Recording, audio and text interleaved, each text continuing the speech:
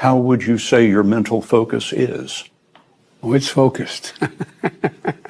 I haven't, look, I have trouble even saying to myself, my own head, the number of years. I no more think of myself as being as old as I am than fly. So, as global security is in shambles with an escalating conflict in Ukraine, a genocide in Gaza that could spill over into Lebanon, Cyprus, and the Levant, that is our intrepid leader who will guide us out of the darkness. Just kidding. You can make a compelling argument that good old Amtrak Joe Biden is the darkness. Hello and welcome to Colonial Outcast. You probably know what we do around here, and if you don't, well, you're about to. My name is Greg Stoker, and I'm joined today by regular contributor Alina Xenofontos, an international law and economic globalization specialist. As always, thanks for coming on. Thank you for having me, Greg. Yeah. So 1 second, I got to make sure that my my actual mic is on because I'm technologically challenged. Okay, this is the microphone I paid for. It's on. So, anyways, it's Friday. If you've noticed a trend since October, Israel and the United States make all their controversial decisions / massacres over the weekend when the public is distracted. So we can do a preparatory piece. We try to do a preparatory piece on Friday, kind of like giving analysis and predictions of what's to come this weekend. So the situation in southern Lebanon and northern Israel is escalating, and Cyprus is getting dragged in. I personally don't think a wider war will kick off this weekend, or hopefully at all, but Israel is no longer a rational actor. We've already talked about what that will look like if it happens in a previous episode, so today we're going to try something different. Let's start geopolitically micro and go macro. We'll begin with this Israel-Hezbollah situation and bring Cyprus into it. We'll use that as a demonstration of the U.S.'s political quagmire, expand and draw parallels to Ukraine, which will most likely end in a frozen conflict and a Russian ugly victory. Then talk about the overall loss of U.S. soft power to BRICS and discuss, if we have time, Saudi getting off the Petro Dollar. And you might be like, whoa, what the hell? That's a lot. And you're right. Geopolitics is a pretty all-consuming endeavor.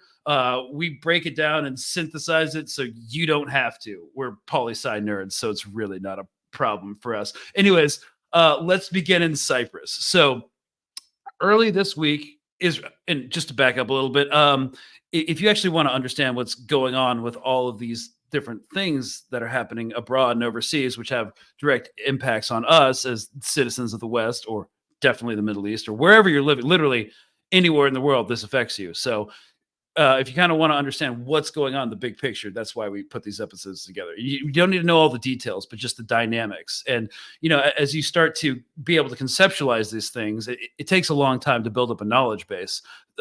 So that you can just reference out of hand. But once you get that established, all of this becomes easier and more manageable, and you won't be like drinking out of a fire hose anymore. So we're beginning in Cyprus. Early this week, Israel's command echelon apparently authorized a battle plan to prosecute a campaign against Hezbollah in southern Lebanon, with the presumed objective to push them back north of the Litani River, which is fundamentally impossible. Israel defense leadership knows that in the event of an all-out war, Hezbollah rockets would rain down and shut down shipping in Haifa and their air bases in northern and middle Israel. So Cyprus enters the equation, which could serve as a flashpoint for European involvement in a potential wider conflict. Now, Alita is currently in Cyprus at this very moment, and she prepared this primer on the current situation a few hours ago. I'm going to play it, and then we'll jump right into the trajectory of Cyprus, Lebanon, Russia, Ukraine, and then BRICS. It's all connected. What fun. Let's go. So I'm just going to play the primer right now, and then we'll get right into it. Where is it? All right, sending it now. Okay guys, so I decided to make a quick little video with regards to Nasrallah's speech, specifically focusing on the threats he made against the Republic of Cyprus. Now for those of you that don't know, I myself am Cypriot and I'm actually currently in Cyprus as we speak. So Nasrallah's words hit home, very much so for me. So we're going to break that down whilst also providing a little synopsized geostrategical analysis of the significance of Nasrallah's statements. So Nasrallah warned the Republic of Cyprus to not allow Israel to use any of its military bases or airport infrastructure if it is to target Lebanon. So just in case you guys aren't tracking and you're coming into this fresh, Nasrallah is essentially the head of Hezbollah. He's the leader, he's the face, he's the spokesperson. So when we were saying Nasrallah saying this, Hezbollah is saying this. And Hezbollah is a non-state militia that is actively engaged in combat operations against the Israeli Defense Force. Okay. If it does do so, Hezbollah will view Cyprus as part and parcel of this war and will target Cyprus instantly. Now, the president of the Republic of Cyprus has come out and says that in no way, shape, or form has it given Israel the authority or the permission to use any of the Cypriot military bases or airport infrastructure, especially to target Lebanon. So the question is, why is Nasrallah making these statements? Now, it's important to remember that Hezbollah is one of the world's most powerful military non-state actors. And so beyond having a sophisticated military capabilities, it also has sophisticated intelligence capabilities. So is there a chance that Nasrallah or Hezbollah are aware of something that even the Cypriot public is unaware of? Perhaps. However, there's also a greater possibility that the military bases and aircraft, or rather airport infrastructure that Hezbollah is referencing here could very much well be the military, or rather the British military bases that are located here in Cyprus. In order to be able to contextualize the British bases here in Cyprus, you have to be able to apprehend the basic history of the island. Cyprus is a Middle Eastern country, and like many of our neighbors, we too were colonized by the British for almost 100 years. Now, Cyprus is geostrategically very important because not only is it a country in the Middle East, but it also is a crossroads between Western Asia, Africa, and Europe. And not only that, but Cyprus is also geostrategically located right next to the Suez Canal, which is one of the most significant maritime trade routes in the entire world. In fact, this is one of the main reasons why the British said notoriously that they would never leave Cyprus, and that's exactly what they did. In 1959, when discussions were being had with regards to Cyprus being given its independence from British colonial rule, that independence was conditioned to handing over 4% of Cypriot territory to the British. Today, that 4% territory that was given over to the British is considered, or are considered, British enclaves within Cypriot territory. This effectively means that the Republic of Cyprus has no control over this territory and is not even considered to be territory of the Republic of Cyprus, but rather, this is territory of the United Kingdom. It is precisely these territories and these bases that have been used by the British, by the United States, and by Israel against Yemen, Syria, Iraq, and even Gaza. Now, Declassified UK has written countless pieces on how the British bases in Cyprus are being used to commit genocide against the Palestinian people, and in fact has spoken extensively as to the complicit nature of the British Royal Forces and the Israeli occupation forces. So I'm not going to get into that specifically. But what does matter here is that the Republic of Cyprus has effectively no say as to what happens within the British enclaves. It is also important to note that there have been protests in Cyprus specifically demanding an end to the British presence here in Cyprus, because at the end of the day, what the British bases resemble here for the Cypriot population are relics of our colonial past. In fact, when members of the British government were questioned as to the risk that their actions, or rather their military activity, imposes on the Cypriot people in the Republic of Cyprus, the British government stated that they don't owe an explanation to the Republic of Cyprus nor to its citizens, even if it's exposing us to significant risk. Not only are the British bases in Cyprus completely violating the rights of self-determination of the indigenous Cypriot population, but they are now actually exposing the population of Cyprus to the very real risk of war with Hezbollah. But it gets worse. Although Cyprus is actually a country within the Middle East, it's actually part of the European Union. Now, the European Union should not be confused with Europe as a continent. Europe is a continent. The European Union is an exclusive political and economic union that is constructed under treaty law. What this means is that if there's direct attacks on Cypriot territory or even on the British bases, this will automatically involve the European Union, but even the UK. So what this essentially means is that a war between Israel and Hezbollah could easily expand into an extensive regional war. This would include the axis of resistance, which of course would be Hezbollah, Lebanon, but the other resistance groups in Syria, Iraq, and Yemen. But then if Cyprus is indeed hit because of the use of the British military bases, this could automatically join the UK, the USA, but also the member states of the EU. And let's not forget, behind the axis of resistance in the Middle East is Iran. Iran's closest allies are Russia and China. And in addition to that, Russia is also strategic allies with Syria, with significant bases in Syria. All in all, Nasrallah's speech should serve as a warning not just to Cyprus but to everyone, that if a war does indeed break out between Hezbollah and Israel, this could be detrimental not only to the Middle East, but even as far as the European Union. Okay, wow, that was great. I just want to let everyone know that we're on Patreon now. So if you want to help contribute and want access to exclusive content, we will finally be able to eventually start paying our contributors like Elena for all their hard work. So that's just out there. That was an excellent primer. So just to kind of recap, this Cyprus is actually kind of a serious, the Cyprus situation is actually kind of a serious flashpoint for what might play out in the next couple months. Yeah, I mean, look, it all boils down to whether this situation will actually escalate, whether Israel will go and start a war with Hezbollah. Obviously, if that is to break out, everything that I mentioned towards the end of the video is very likely to happen. You're going to see all the axis of resistance factions essentially come in to try to aid Hezbollah. And the fact of the matter is, what we've said, I think we've said it on our previous podcast on this channel as well, when I actually, it was my first podcast that I had with you, from the moment the British bases are being used on this island to aid Israel in any way, shape, or form, they were always going to become a legitimate target for the resistant factions. So right now, Cyprus is in that particular soft spot or volatile position where this could really become a reality if Netanyahu actually declares war against Hezbollah. But again, this is conditional to if this really does come to play. And there's so many other factors that have to be considered in this, if Israel's actually going to go to war against Hezbollah. But something I have to say here, because there is obviously a lot of conversation that's been said about Cyprus as well. Obviously, in my video, I spoke specifically about the British military bases. Now, when Nasrallah actually spoke in his speech, he spoke specifically to the government of Cyprus, and he requested that they do not allow Israel to allow the military bases here or the airports here to be used by Israel in order to target Lebanon. Now, as I said in my video, the president has openly declared that there's no such agreement in place. This is not happening. And as far as we're concerned, what the public is aware of here, this is not something that is occurring. So because there's been a lot of conversations that probably behind the scenes, maybe the government of Cyprus has allowed its military infrastructure to be used and its airport infrastructure to be used. But we have no evidence for this. And Nasrallah didn't actually clarify this position.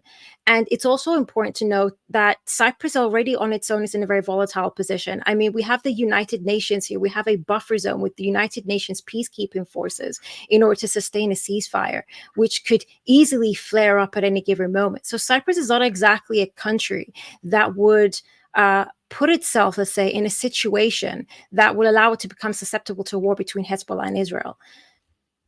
Yeah, and we were talking about earlier, like a couple of days ago, how nobody actually wants this conflict. So when the EU doesn't want to get sucked into it, the US is trying to pivot to Asia, and they're not trying to get bogged down in the Middle East again in another forever war.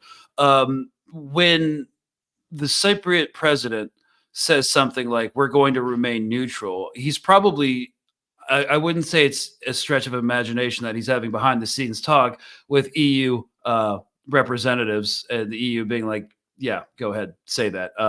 We want to signal that we don't want to escalate the situation. So go ahead and say you're going to remain neutral.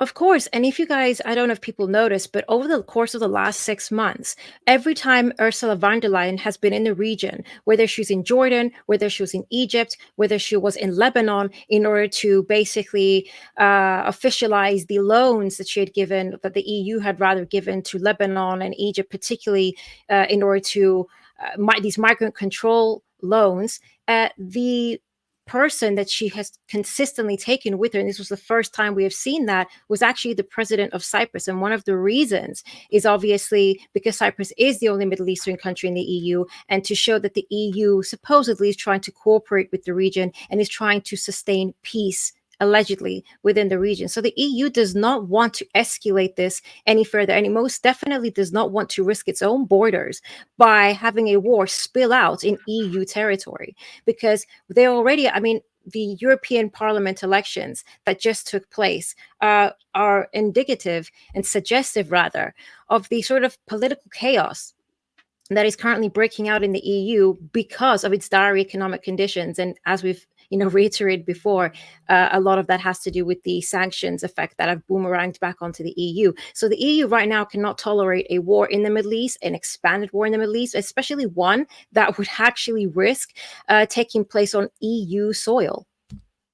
Yeah, because I think 4% of the land in Cyprus is actually owned by the British. It's like British territory, and that's Yeah. surprise. That's where the military bases are. So, Yeah. But unfortunately, there's nothing that the Cypriot government can do about that. We have no control. It's strictly British territory. It's a British enclave. But this is what post-colonialism does. We don't have a say, but it could. I mean, if things do escalate, Hezbollah would have a legitimate right to target said bases, and it could affect the safety of the Cypriot population, whether we have anything to say about it or not. So, in this code, this all goes back to Israel. So they're in a very difficult political situation that they've created. There's some talk about lessening the operational tempo in Gaza.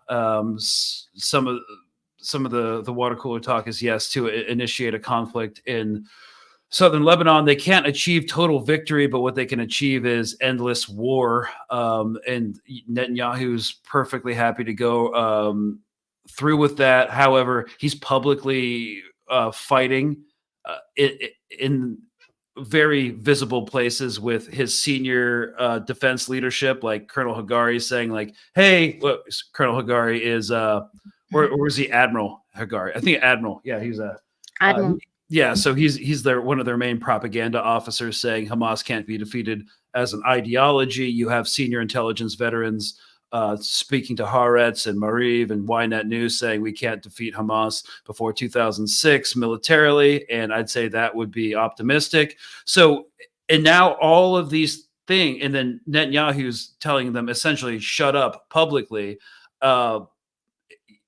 And so there's this big disconnect between the political class and the military elite that we're watching play out in real time. And that's not really a strong foundation to launch an invasion. But like if Israel backs down, they lose. They have lost the image of their deterrence capacity. They will have, the world will consider a Hamas military victory in Gaza. The strategic victory is already a given, but the military victory is given in Gaza. And then they would have been deterred and defeated and pushed back by Hezbollah, because Hezbollah has been doing pinpoint strikes on their military intelligence apparatus since the beginning. Over 150 pieces of equipment, collection equipment destroyed, including radar balloons and a whole and Iron Dome batteries. And Israel has had to withdraw, lose ground, back up their front line, and because their air defense screen keeps getting destroyed. So there's a widening buffer zone between southern Lebanon and northern Israel where 60,000 settlers have been displaced and will continue to be displaced. So it looks like defeat all around, and Israel can't really afford that. So they're kind of in this impossible quagmire. And by extension, that's boomerang back on the United States, because the Biden administration, despite saying like, oh, we need a ceasefire, they aren't doing anything because they're trying to play both sides of the fence. They want to secure, Zionist political donations for the upcoming elections while trying to appease what I would call doing liberal appeasement, make sure the liberal coastal elite, feel good about themselves, that they're actually trying to quote unquote find a two-state solution and a lasting peace in Gaza. But that's not really the case. So the Biden administration obviously doesn't want this to escalate. They've sent a really problematic figure. How do you pronounce his name? The diplomatic envoy to. I can't. It starts with an A, but I can't remember now. I mean, I should know, being of German descent, but anyways, he's the diplomat that's being tapped to facilitate this de-escalation policy between Israel and Hezbollah is a former IDF soldier. So the entire foreign policy platform is problematic from the outset. And I don't know how they're going to back down from this. I don't think a war is going to blow up yet, but I hope Cyprus doesn't get dragged in. You know what I think? I think this is the problem. I think the United States does want a ceasefire. The United States logistically can understand that Israel cannot win this war.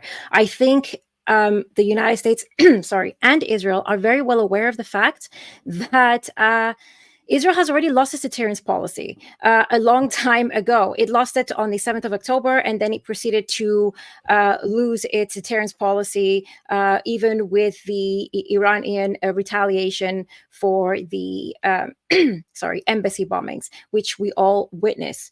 And so my personal opinion is that the United States and Israel are prolonging the situation and trying to find a way by which to save face. Even the ceasefire proposal that they've put through, the United States does want a ceasefire proposal to go through, but they want the way that they want to formulate it, and I think we've said this before, is to sort of dump blame and responsibility onto the Palestinian resistance and particularly onto Hamas, and try to give an aesthetic victory, or at least, an aesthetic victory to Israel so far as is possible. But it's proving to be incredibly difficult because of the degree of information that is essentially circulating and the way in which Israel has, at this point, failed to meet all its obligations, or rather its objectives in this war, that there's nothing really that the United States or Israel can do from this point on to save face. And even therefore, if it continues or it decides to escalate with Hezbollah, for instance, for the purpose of, okay, we're trying to,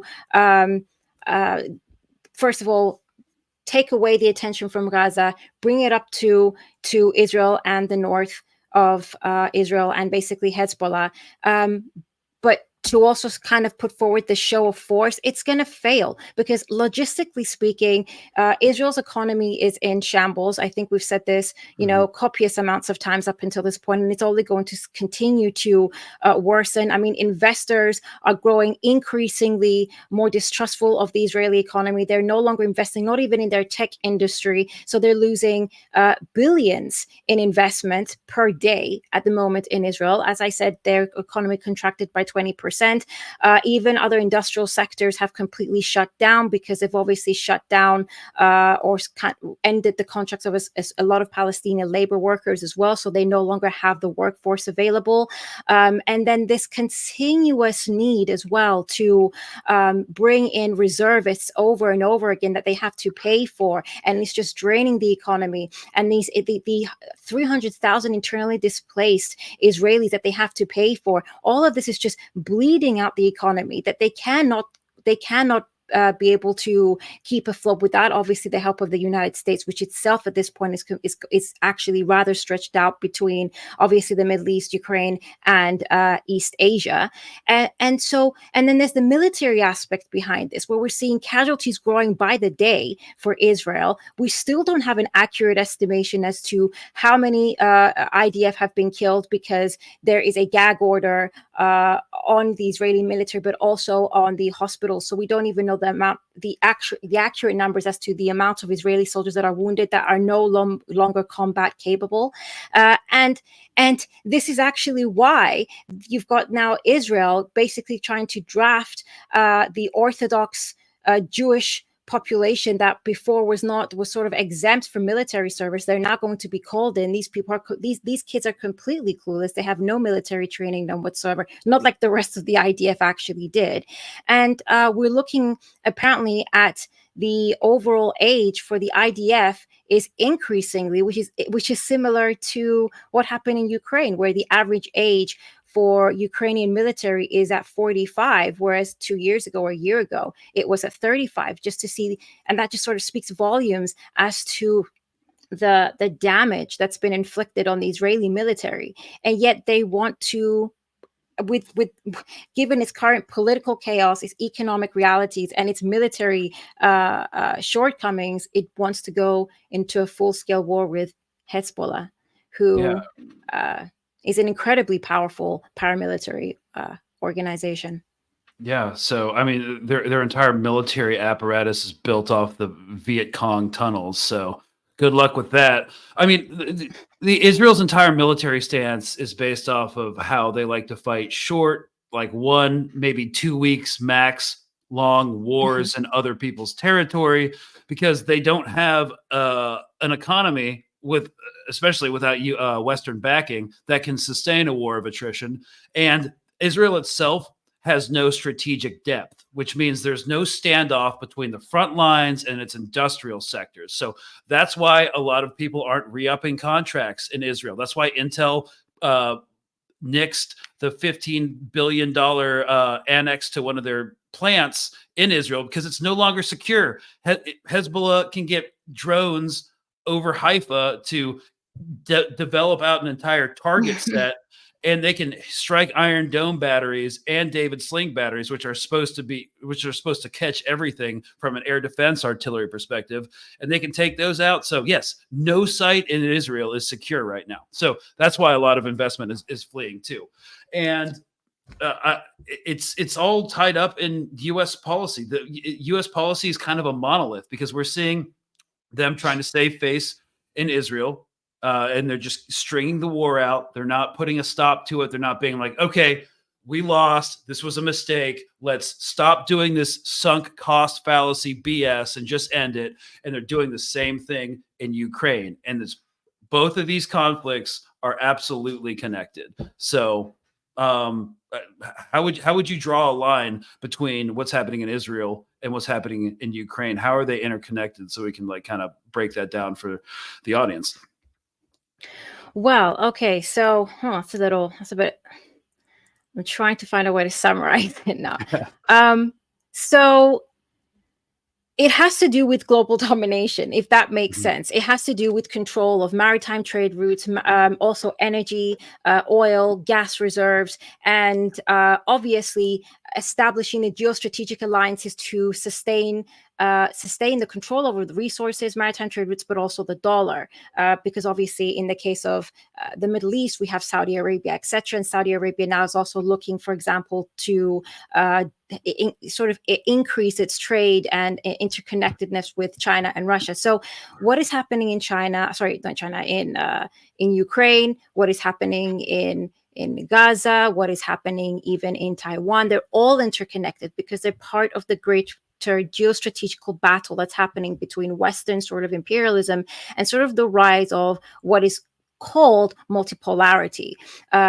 And the rise of BRICS and alternative systems of governance, of financial systems, and alternative trade patterns and power dynamics. And if that comes into play, obviously this will diminish the US power hold over the world. This does not mean, and I always feel like I have to highlight this point, that the United States will, dissipate and it would just evaporate into out of existence. Not at all. The United States will still be a powerful figure. However, it will not be the all-time powerful figure. It will now be part of another it's like sort of a web of other powerful nations and different structures. So that's what's currently playing, and this is how playing out, and that's how you can sort of connect the dots. Right. And so just to define terms for y'all, unipolar versus multipolar. So a unipolar world order is basically one that's dominated by a single power. In this case, we could conceptualize that as the United States and its lesser vassal territories, you could argue, in Europe. Western hegemony projected throughout the globe and domination. Multipolar would be more of a, equal, like multilateral, just kind of power sharing. You can conceptualize it as everyone's a citizen, but there will be like first amongst equals like China or like Russia, like the actual powers, but it will be less about domination and more about interconnectivity. That's not saying that there won't be power imbalances, but it'll certainly be more egalitarian conceptually than the unipolar Western dominated world order. So I think what's interesting about the Israel-Palestine situation is it's made people really question U.S. foreign policy, and it's made them go, okay, so if what's happening here in Palestine is so demonstrably wrong and we're clearly being lied to and gaslit, it's causing a lot of Americans to look at Ukraine, the war in Ukraine, and kind of reevaluate it, because when that kicked off a few years ago, people just accepted it was completely based off of Russian aggression. Putin wants to relive and reinvigorate the glory of the USSR, retake all the satellite states eventually. And that's just demonstrably not entirely true, to put it mildly. So there was this Ukraine Russia peace summit this week. It was earlier this week, correct? Which it was a peace summit which Russia wasn't invited to, and it really kind of, you know, something's a sham when it's a peace summit meant to like end a war, and one of the warring parties is not invited. That's just a big red flag, right? So let me play a contextualizing news piece for y'all. We try to mix up our media sources, so this is going to be from Wyon News. It's a South Asian, I think it's out of India, news organization, and they're generally pretty good. Moving on, Ukrainian President Volodymyr Zelensky has said that he will hold peace talks with Russia if Moscow pulls out of all Ukrainian territories. Speaking at the Ukraine Peace Summit in Switzerland, Zelensky asserted that Putin would not end the war and that had to be stopped by military or diplomatic means. The two-day talks at the Swiss Alpine Resort was attended by over 90 countries, with dozens of countries committing to Ukraine's territorial integrity. The meet concluded with a final document being adopted which blamed the war's widespread suffering and destruction firmly on Russia. However, several countries, including India, South Africa and Saudi Arabia, did not sign the communique. Our next report telling you more. So, yeah, there's a peace summit. They want to blame all the damages of the war in Ukraine solely on Russia, not in U.S. interventionism or meddling, just like, everything that's happened in Gaza is all Hamas's fault. So I don't know how you want to open up the situation in Ukraine. You're much better versed in the history of it than I am. Yeah, so that's the thing. So the two main takeaways from the deal that they came up with in Switzerland over the course of the weekend was that, yes, everything. So actually, first, let's say this: 160 nations were actually invited to the summit. Only 90 attended. From the 90 that attended, the vast majority actually only sent senior officials and not their top leading officials. And from those, 78 countries, of which the vast majority were the Western states, signed the actual peace deal, let's say, or the peace memorandum, or whatever you want to call it, at the end of the summit, right? So it's very, very important, because in actuality, it's considered to be quite a failure. And it kind of highlights the distinction that we've said before of the West versus the rest in terms of how they're approaching, particularly the war in Ukraine. But also it is very suggestive of how the rest of the world perceives the current geopolitical status of the United States and what is actually taking place around the rest of the world. And so when the 78 nations signed this memorandum of peace, let's say, the two takeaway points was that the only way, or the only path towards peace, is that Russia has to take on all full responsibility and blame for the war, which is problematic for copious reasons, which I'll get into in a second. And then the second aspect, or the second element, was that if there is to be any sort of negotiation, Ukraine's territorial integrity must first be respected, which means that Russia has to basically leave Ukraine in its entirety. That would also include the area of Crimea, which is also obviously something that a piece of territory that Ukraine is still fighting for. Now, the problem with this is that it doesn't actually address the fact that obviously when the war began in February of 2022, much like October 7th, history didn't start on October 7th. The history of Ukraine and Russia did not start in February 2022. For a good decade prior to that, there was a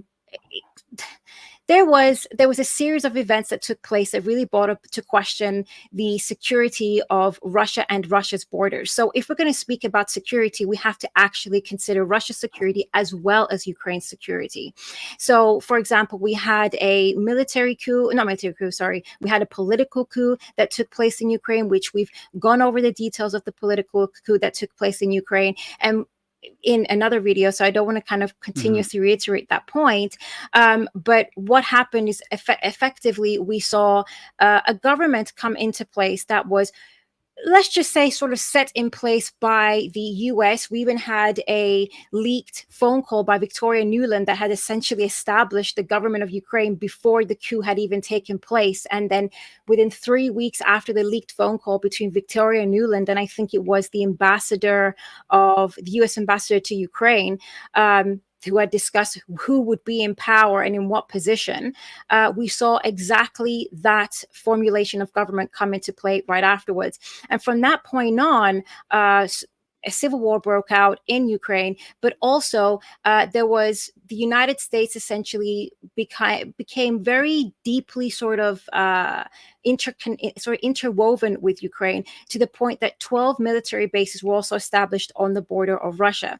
Now, all of these things violated something also called the Friendship Treaty of 1997, which was basically a security treaty between Russia and Ukraine in order to establish security for both countries, by sort of reaffirming that they respect each other's boundaries and they respect each other's security concerns. However, when the coup took place, and then obviously you had the Ukrainian intelligence, which we now know, thanks to the New York Times, was sort of aiding and abetting, or rather working with the CIA for the purpose of establishing sort of CIA intelligence bases on the border of Russia that could obviously be used for intelligence gathering and infiltrating Russia. This was a direct threat to Russia's security. And then from that point on, we had 10 years worth of negotiations. We had Minsk I, Minsk II, which was also backed by France and Germany. And the whole objective there was to establish security guarantees for both countries. Russia's always demanded sort of political and military neutrality in order to secure the borders, and therefore provide the kind of safety that both Russia and Ukraine deserve as two independent states. But this didn't obviously go to plan, and I think in 2019, actually Ukraine refused to even renew the Friendship Treaty. They actually codified in their own constitution that they were going to become a NATO member state. The CIA cooperation with the Ukrainian intelligence just kept significantly growing. And then we found out as well by the former German Chancellor Angela Merkel that the Minsk agreements were never intended by the European Union to actually be imposed on Ukraine, but actually to buy time for Ukraine to build up its military personnel and arsenal in order to be able to go to full-scale war with with Russia. So that's just sort of like a brief little overview of what the situation has been in Ukraine and between Russia and Ukraine. The reality is that Russia didn't just decide one day to invade because it had nothing better to do, or because it really truthfully is this imperial power that just kind of wants to dominate its neighbors. No, Russia wanted to secure its borders. It no longer wants a military bloc or foreign belligerent intelligence agents sitting on its borders, threatening its own security. It is obviously a red line, and that is what brought about the conflict there. And so this peace summit agreement completely overlooks NATO's involvement, US involvement, the legitimate threat that Russia feels to its own security. And we've also seen that Russia has been saying this for the last 15 years. We've even been through the WikiLeaks leaked classified documents where top US officials, including William Burns, had actually spoke about the neurological fear that Russia had of NATO expansion to Ukraine. So that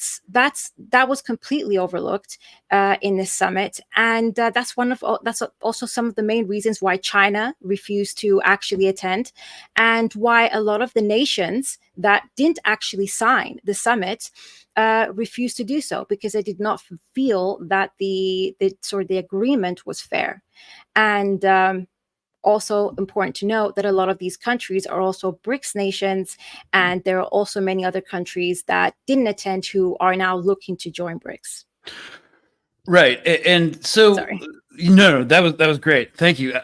I think to kind of make it understandable, it's like I'm no fan of the some of the authoritarian practices of Putin or the Russian government, but they had very clear red lines. So even like if you hate the Russian government or you know hate the Russian state, whatever, you have to if you're being intellectually ingenuous and honest, recognize like there were really reasonable and very public red lines that a neoconservative policy in conjunction with like the CIA violated. So in some ways you can conceptualize it as there was a really sketchy regime change in Mexico that was backed by far right militants installing a government that's hostile to the United States and also beholden to them for some reason, that starts installing proxy intelligence and observation posts along the Texas-Mexico border.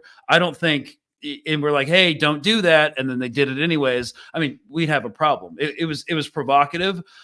There's a lot of evidence. There's like a New York Times article, I think it was earlier this year. I think it was reprinted earlier this year, where CIA operatives were informing Langley in Washington, being like, hey, I know this is a game of brinksmanship where we're trying to see like what we can get away with. Like we're trying to calibrate our involvement in Ukraine to a place where we can get what we want, but also not provoke Russia's the Russians into responding militarily.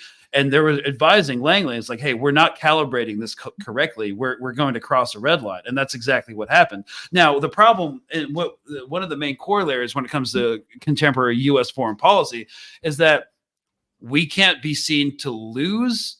They're just going to keep this war going in Ukraine, despite all the evidence that it's going to be a long-term war of attrition, which Ukraine is on the back foot, probably cannot regain the initiative, because again, we're seeing these incredible videos come out of Ukraine. Like they've lost so many men, and so many men of fighting age have fled to other countries. Over 600,000 men of draft age have left because they don't want to be drafted into fight in this war, because they don't really support the government. There's a huge corruption problem and they don't want to fight. And so it's very much an army that's demoralized. It's conscripts. The median age, I'm not sure. Last I heard, it wasn't actually 45, it was 43. But still, it doesn't matter. That's Either 2 way. years different. Look, you're past your prime. Okay, so like, and there are so many. We have an entire trove of what Ukrainian recruitment looks like. You know, guys in vans, like mafia style, getting like pulled off the street. And there's just an Yeah, they entire kidnapped them. archive. Yeah. So just to play what we're looking at, like men of fighting age literally getting by a goon squad packed into a van in American camo uniforms and shipped off to go to an expedited basic training regimen and get sent to the front lines for the offensive to retake Kharkov that's supposed to happen in the next 45 days. So that's one. I'm just going to play another one. There's an entire archive of these kind of abductions. Oh, there's so many. And they're also freezing their assets as well. So if you refuse to actually serve, they'll freeze your assets. So you'll starve to death. You either fight, we either kidnap you, or we starve you. Either way, pick your battles. Yeah. And so we're watching another recording of a combined military and police goon squad. And the person recording it's kind of hiding behind a curtain because they don't want to be seen having recorded it. Yeah. So this is not what a healthy fighting spirit looks like, or a country that's on the up and up, about to regain the fighting initiative in a grinding war of attrition. But the U.S. it seems totally fine nixing or negating any attempt at peace in this region, and it seems like the U.S. is totally fine with bleeding Russia, even if it costs every last drop of Ukrainian blood. And the thing is, like, the sanctions, the economic sanctions that we placed on Russia at the beginning of the conflict, and we've tried multiple times to reinforce in order to sink the ruble, bankrupt the Russian economy so that they can no longer fight a war, haven't worked. They've boomeranged back on the European Union. There's an energy crisis in Europe right now. Winter is coming again. Cyprus feeds back into that because it could be a point for which the Euromed pipeline can get oil into potentially in the future into Europe. It's a complete mess, but they're just going to keep going. And this $90 billion aid package, 64 of which from the United States to Ukraine, is meant to future-proof this war. So even if there's a change of president in November, the gears will already be in place to keep this war of attrition fighting, even though the only logical end is a diplomatic solution. That's the thing as well. I wanted to actually bring to your attention, but I was going to send it to you and then I forgot. But if I find it, we can post it afterwards. But there was actually a poll conducted in Ukraine by the Kiev Institute of Labor, and it found that 50% almost, I think 48% of the respondents found that now they do not no longer support a military operation against Russia, but they support negotiations.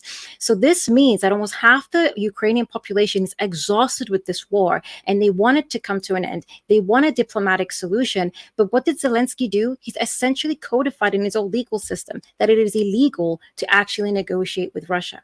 How are we supposed to find a solution or a resolution to any war if you have criminalized actually entering negotiations with the other party? The only solution for Ukraine at this point is a diplomatic resolution. I'll let you say your thing. I was going to go into like some economic aspects, but I saw you were going to say something, so I'll just let you say it. No, I think Russia's not going to back down because they don't have to. Putin, before the Ukraine summit, gave his vision of what a ceasefire could look like, and it's completely at odds with what Zelensky said. I think it's only like a minute. I'm just going to play it real quick just for context. West is ignoring our interests and this is from June 14th. At the same time, forbidding Kiev to negotiate, all the while hypocritically calling us to some kind of negotiations. It just seems foolish.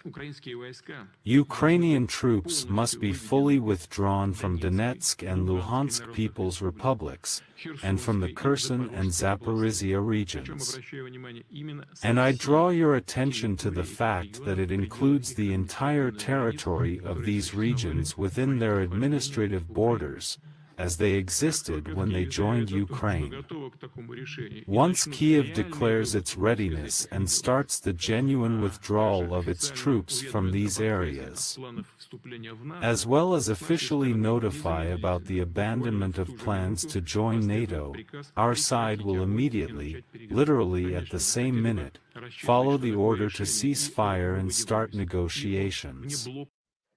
So that was Putin's demands, essentially, or requisites for a ceasefire, so peace negotiations can begin. They've retaken essentially 4 different oblasts, which it is basically like provincial administrative provinces. Russia controls most of them now. There's still a sliver of Ukrainian military presence, but they're probably not going to withdraw. So this is going to keep grinding out. And when I say a frozen conflict, is like there's going to be maybe an armistice, but like kind of like a hot ceasefire, and there's going to be a demilitarized buffer zone that we're looking at. It's going to be like Cyprus. It's going to be like Cyprus or South Korea. And it's not going to get resolved because the U.S. can't, because they started this thing in some ways. We weren't not complicit, and we just have to keep this image going that we are the strongest hegemon in the power. But our proxy war didn't really work, and the administration and the powers that be are clearly not willing to engage in negotiations. They're totally fine with a frozen conflict. And what's going to result from that, it's going to be an ugly Russian victory. And the G7, and we have to mention as well, the G7, which the G7 meeting was right before the Ukrainian peace summit. They signed on to, like, I'm forgive me if you mentioned it and I don't recall now, but to a 10-year-long arms deal with Ukraine. So, I mean, And at the same time, in August of this year, Ukraine is about to default on all its debt because basically, when BlackRock and all these huge multinational financial institutions started to give loans to Ukraine, when they started to give out these loans to Ukraine 2 years ago, they quote, and this I think was from the Washington Post I was reading, they did not believe that the Ukrainian war would have gone on for this long because the West really did think that they were going to go in, that Russia was going to be defeated for reasons unknown to me. I don't know why they thought that. But that was the agenda. They were going to completely deplete Russia, or they were going to, get rid of Putin, et cetera, and that this would have all come to an end. But apparently now, obviously, within that 2-year period, because they gave them what's called a hiatus, which meant that the Ukrainians did not have to pay any compound interest back on their debt. But that finishes now, I think, in July. And already by August, it looks like Ukraine is going to default.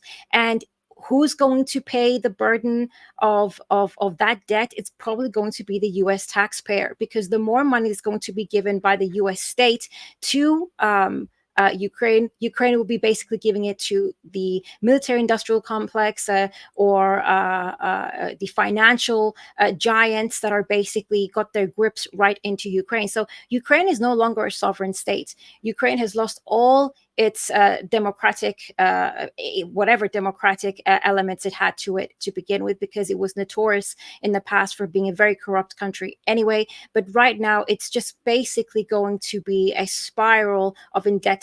And this 10-year-long arms deal is just, it doesn't even make sense militarily, politically, and even economically when this country is about to economically collapse. And they're just basically privatizing everything. And they've put on the market around 400 trillion worth of its own state assets. That is the desperation of the Ukrainian state at the moment. And yet you've got the United States, G7, pushing forward for a war that they clearly cannot win, and destroying the economy further and basically depleting the entire country. And the terrible irony is that even if Ukraine won militarily, which doesn't seem possible, but in a fantasy land, if it was happened and they regained their territory that Russia has taken through conquest and pushed Russia back and secured their borders, they still wouldn't be free because they are now owned by Western interests. Exactly. And, I want to just say this is a bit of a random comment, but something that I always feel like I want to clarify when it comes to Ukraine. I always hear that the president that they overthrew during the coup, Yanukovych, he was pro-Russian. He actually wasn't pro-Russian. He was very anti-Russian. And in fact, if you read the news articles that were coming out of Al Jazeera and AP News at the time in 2012 and 2013, there was a lot. He was basically constantly in a state of battle with other politicians within the Ukrainian government, because he wanted to join the EU and he wanted to do everything to join the EU. And those that were more pro-Russian within the government kept clashing with him. And then there was articles written, I think it was by Al Jazeera, describing how he was threatening members of his cabinet that if they do not, join the EU, he was going to do one thing or another thing. So it was in a state of chaos. Yanukovych was never pro-Russian.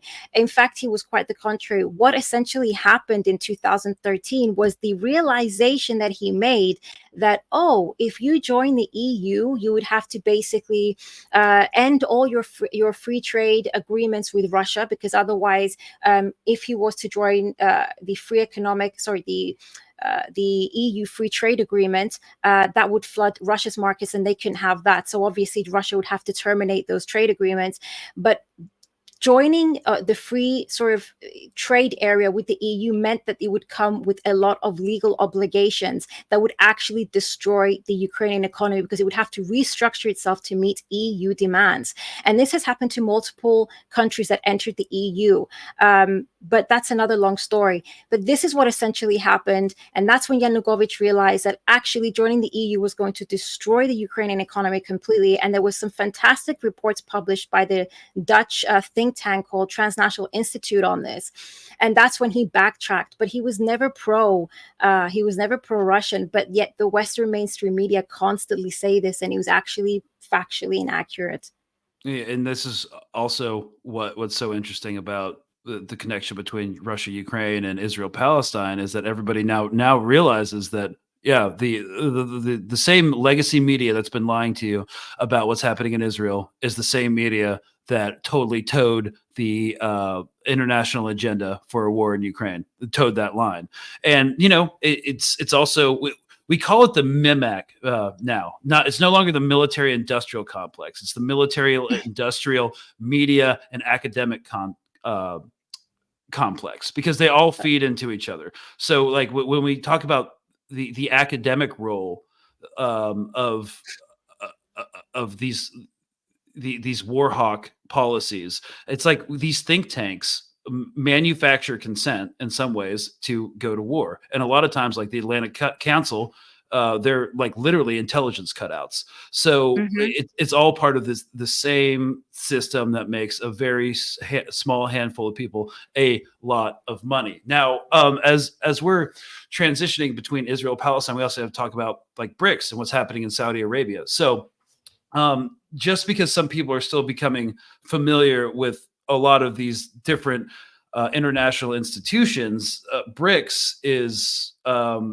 multilateral, essentially trade organization. That's how you can start to conceptualize it, between Brazil, Russia, India, China, South Africa, and now a bunch of other countries like Iran, and a ton of more countries want to join, because the group is designed to bring together the world's most important developing countries to challenge the political and economic power of the wealthier nations of North America and Western Europe, because they've been laboring under the boot of Western hegemony for a long time. And, it's starting, a multipolar world order is starting to look more and more attractive, because the West is looking kind of unstable and irrational. The unconditional support of Israel, the sunk cost fallacy, and unwillingness to reach or push for a diplomatic solution to what's happening in Ukraine is kind of not appealing anymore. It's just really not. Exactly. I mean, look, I sent you a video earlier. I think it was from Vladimir Putin.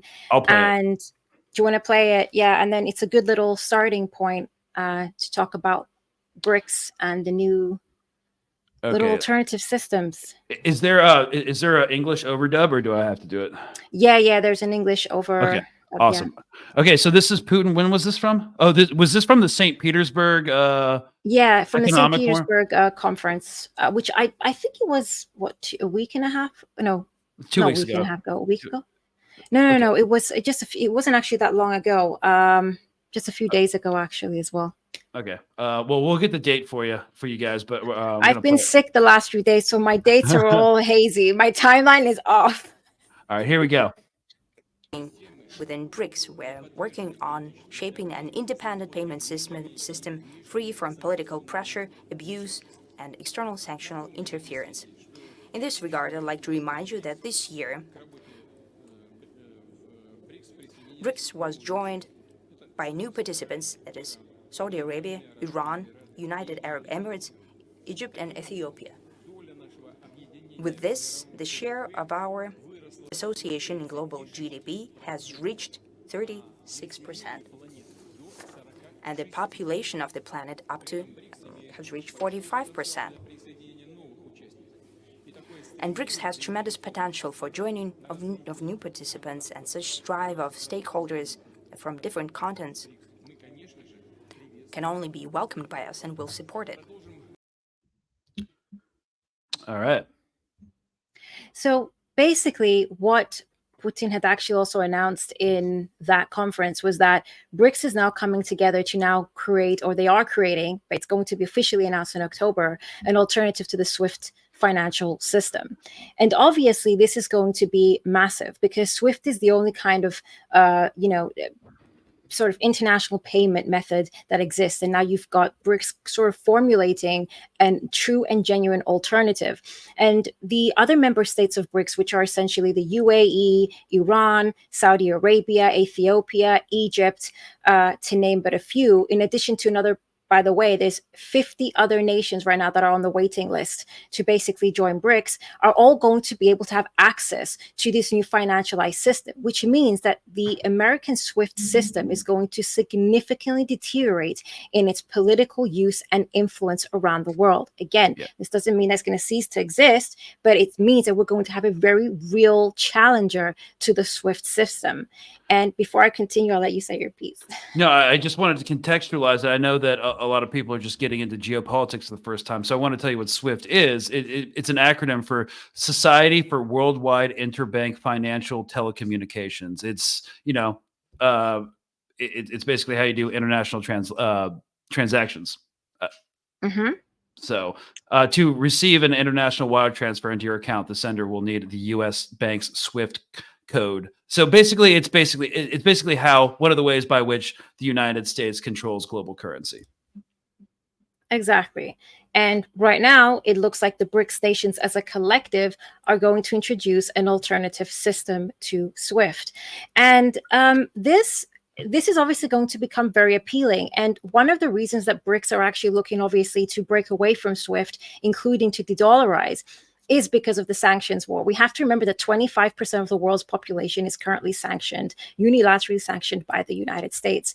And this is obviously encouraging and incentivizing a lot of nations around the world to realize that they do not want to be the next person or the next rather country that's going to be targeted by the United States the next time the United States doesn't agree with something that you do. I mean, we've seen the United States recently threaten India with sanctions, threaten Pakistan with sanctions simply for wanting to engage in international trade with Iran. Now, this is a direct violation of their rights to, of their right to self-determination as states. They should be allowed to choose who to engage in economic trade with. But instead, they're being dictated to by the United States, who has said that they will sanction, for example, Pakistan, who, by the way, Pakistan did not attend the Ukraine Peace Summit.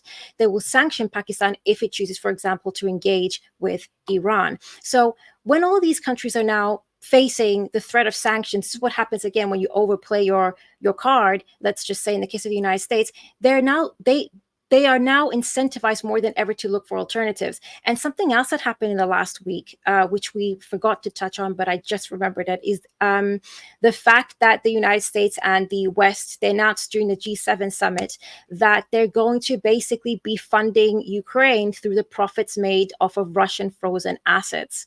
So they're basically Russian assets, which is belongs to the Russian people, have been frozen, obviously, in Belgium by the West, by the United States, with this appropriation of wealth and the compound interest being made on that, which again belongs to the Russian state and to the Russian people, is now being appropriated from Russia to be given to Ukraine. This is theft. This is theft. And what's even most problematic, by the way, about this is that given the fact that the United States is obviously constantly in a state of deficit, meaning that they buy much more than they sell, they need countries to invest in their government bonds, to buy out their bonds and to basically buy out their debt in order to sort of balance their state deficit. So even with this action of appropriating the profits made off of Russian assets and freezing Russian assets, not only incentivizes BRICS nations to look for alternatives, whether it's through different financial institutions and to de-dollarize, but it's actually going to reduce the level of investor confidence in government bonds or wanting to buy out U.S. government bonds. And we're actually seeing that with China right now, who's actually selling off a lot of their government bonds because they're afraid that they might get their assets frozen as well. So a lot of what the United States and the West is doing is really self-sabotaging. They think it's a power move, but what they're doing is really pivoting people further and further towards Russia and China and towards looking and creating new systems and institutions that will replace the old Western institutions. Yeah, I kind of grew up in the U.S. finance capital world. My father was involved in the whole Smith Barney, Morgan Stanley thing, and there's this idea in those circles that no one will ever really de-dollarize because it's such a massive inconvenience. and of course, no one's saying it will happen overnight. It'll take a long time. But right now, because of the sanctions, because of how they're weaponized, and how the U.S. can starve out economies if you don't do what it wants you to do, the inconvenience is people are now saying the massive inconvenience of de-dollarizing to be the better move than just to risk taking sanctions, and that's why U.S. sanctioning Russia has been so damaging to the U.S. because first of all, it didn't work. Second of all, people are scared of it happening. So the push to de-dollarize is happening as well. And we talked about the transitioning away from the SWIFT system to a BRICS system. Well, Saudi Arabia last week didn't re-up their contract to renew the Petro Dollar. And just in case you guys aren't tracking that or don't really understand this, I'm just going to read a primer paragraph from the Atlantic Council. The Atlantic Council is a U.S. think tank that's essentially an intelligence cutout, which means it's basically a mouthpiece at times for the U.S. intelligence apparatus. So what the end means, what the end of the petrodollar means. So the age of the petrodollar is over. Saudi Arabia announced on June 13th, 2024, that it won't renew a landmark agreement with the U.S. signed in June 1974 to sell oil exclusively in U.S. dollars in exchange for security guarantees. The deal has ensured that the dollar dominates the global oil trade, and its demise is the latest in a recent trend towards de-dollarization as countries from the BRICS and regions, including the Middle East and Asia, move to promote local currencies and cross-border payments. In the process, gradually reducing dollars' importance in the international finance scene. So the end of the petrodollar reflects significant changes, not just in the U.S.-Saudi relationship, but in the global balance of power. And so because all of this is so connected, you could easily bring this back to what's happening between Israel and Gaza. Before October 7th, there was a massive push for Israel and Saudi Arabia to normalize so they could bring Saudi Arabia more visibly closer into Western interests. But since this has happened, and what Israel's done has been so horrendous that Saudi Arabia, Gulf state, Arab populations won't just be cool with a visible normalization. And plus it's not really necessary for Saudi Arabia to achieve its interests. So they don't really need to normalize anymore. They have another option in BRICS and the global effort, which will take time to slowly de-dollarize. So it's just like everything that's happening, the war in Ukraine, Israel, the shift towards Asia to try to isolate China, because that's what the whole Taiwan thing's about. It's just not working, and it's pushing everyone to look for alternate means of existing outside the Western sphere of influence. Oh, yeah, I completely agree. It's just basically fastened up a process that was going to happen anyway, but it's amplified it drastically. That's what is essentially done. And so not only did Saudi Arabia not actually renew its contract and basically allowed itself open to trade in other currencies, but within a week after that, it actually joined the Chinese online digital currency project, which is basically China is right now the world leader when it comes to online sort of digital currency for central banking systems. And Saudi Arabia has officially joined that, meaning that Saudi Arabia will begin engaging in trade and commerce, probably using yuan. And something that happened in November of 2023 that nobody really was speaking about, because obviously there's an entire brutalized genocide occurring right in the Middle East, was that that China and Saudi Arabia had actually agreed, they signed an agreement of a 3-year currency swap, meaning that they're going to be exchanging each other's currencies in order to allow them to better trade using each other's currencies. This is again suggesting how Saudi Arabia, who was sort of it's requisite in order to sustain the U.S. hegemony over the world through the petrodollar, is now diversifying itself, and it's doing so with China, who is also its largest importer and exporter, and now they're also part of BRICS, and they're even looking to join the BRI. So we're seeing Saudi Arabia drift away from the West. It's not that Saudi Arabia is going to refuse business with the West, no, but they are diversifying. No, this is what's important about that, and this is going to be significantly played out as to what's happening as well in Gaza and in the Middle East overall, as well as everywhere else. Yeah, and it really just, all of this really just goes to show that the United States is in a late stage of empire and imperial power, because we're used to just straight up domination. If economic sanctions don't work, we send in the military. But after two disastrous long-term forever wars in West Asia and Central Asia that gave us nothing, has showed us that we don't want to visibly do direct action anymore. So we're doing these proxy wars, which aren't working either. And so what do? We double down on force, economic sanctions, proxy wars, and it's just not working anymore. And the world's kind of sick of it. I think what we might end up calling this episode, we'll workshop it, but like global power shift. The world fed up with wars in Ukraine and I think Israel. that's what we should go for. Yeah, I think that's a really good one, Greg. That's what everyone's just sick of, these Western-backed wars. Like, there's a diplomatic solution to literally everything that's happening right now. And I'm no fan of the Chinese government, but last month a Chinese general, I forget, it was like the equivalent of their minister of defense, or like one of their admirals, got up and said, like, the greatest destabilizing agent in the world is the U.S. government. And I'm like, he's not wrong. Okay.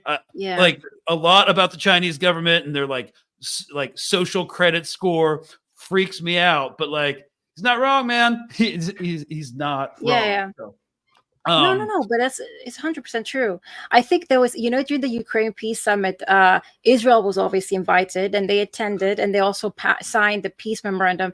And everybody, I was seeing people and also articles, they were just laughing at the audacity and the state of the West at this point. There's a peace summit for a war that was in many ways instigated by them. Then Israel is there. Why is Israel even there?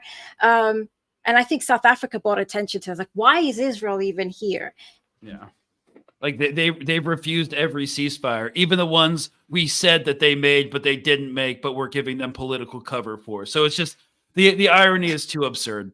So I think we're going to try to get this posted so we can get this out by Friday afternoon, so people in your neck of the woods can also watch it. So I hope this was helpful for y'all. I'm trying to tie in what's happening between Israel, Hezbollah, the political quagmire that the West has created for itself in the Middle East, connecting it to Europe, the energy crisis, the bad economic shape of the EU, Ukraine war, what's happening in Saudi Arabia, and the insane notion that besides like all of like how stretched thin the West is, they're trying to shift to Asia to choke off China. Like, it's just also crazy. So yeah, I mean in your show notes, I think what did you call the PDF document? Podcast on Madness. I think that's very fitting. So I actually didn't know what else to put. Like, it just seems chaotic. like this is just insanity. I was writing it out, like, wow, it's insane. Yeah. So hope that was helpful for y'all. Again, this takes years to just like anything you study, any like academic discipline, like internalizing these core concepts and how these dynamics work with each other does take a long time. So I hope this was understandable and helpful for you guys. And we'll be following up next week with another developmental podcast on all this crazy stuff that's happening. So that we are truly at an inflection point. A lot's changing, and the status quo will never go back to what it was. So thank you all so much for listening. Thanks, Elena, for coming on, and we will see you next time.